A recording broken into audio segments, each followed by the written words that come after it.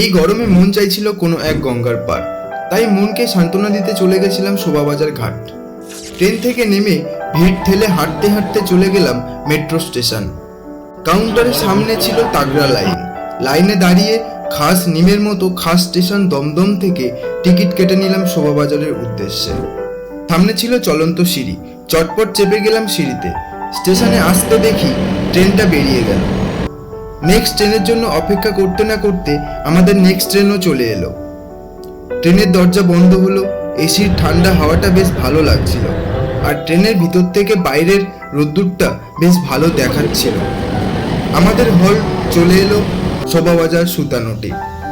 নেমে পড়লাম আর চটপট বেরিয়ে গেলাম স্টেশনের বাইরে, আর হাঁটতে লাগলাম ঘাটের দিকে। তখন সূর্য মামার তেজ প্রখর, শরীরটা হাঁসফাঁস করছিল। যখন গঙ্গার দেখা মিলল, ভেতর থেকে একটা স্বস্তি বোধ করছিলাম। আর গঙ্গায় পা ডুবিয়ে যখন বসেছিলাম, কি যে শান্তি লাগছিল, কি বলবো, বেশ দারুণ লাগছিল।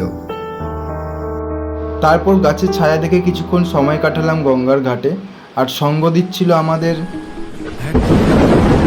রিক্সা চলে, ধমকা প্রেমের গল্প বলে, শুকনো পাতার সন্ধেবেলার গান।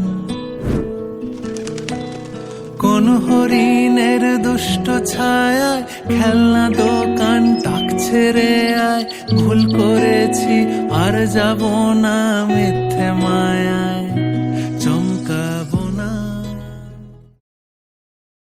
তোমরা যদি এইরকম সময় স্পেন্ড করতে যাও, চলে এসো গঙ্গার ঘাটে। খুব সুন্দর, খুব ভালো লাগবে।